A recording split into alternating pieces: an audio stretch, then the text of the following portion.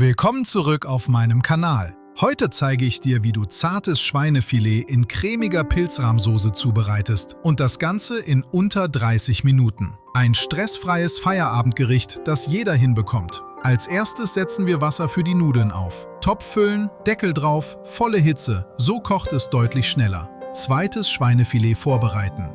Während das Wasser heiß wird, kümmern wir uns um das Schweinefilet. Das Filet auf ein separates Fleischbrett legen, sauber parieren und die Silberhaut entfernen. Dann schneidest du das Filet in 3 bis 4 cm dicke Medaillons und drückst sie leicht flach. So garen sie später gleichmäßig. Jetzt würzen wir. Etwas Öl, Salz, Pfeffer und Paprika edelsüß. Alles gut einmassieren.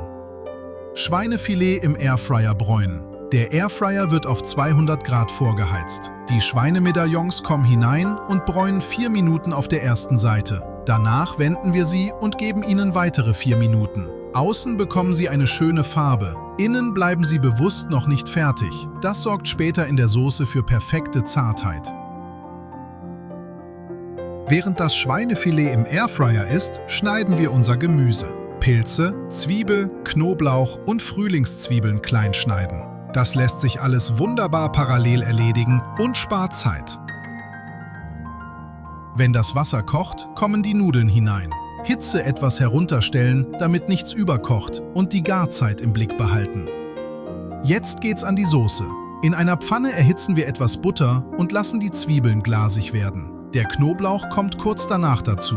Dann geben wir die Pilze in die Pfanne und jetzt wirklich scharf braten. Pilze erst braten, dann salzen. So bekommen sie Aroma und Farbe, statt Wasser zu ziehen. Wenn die Pilze gut angebraten sind, löschen wir mit Brühe ab und geben die Sahne dazu.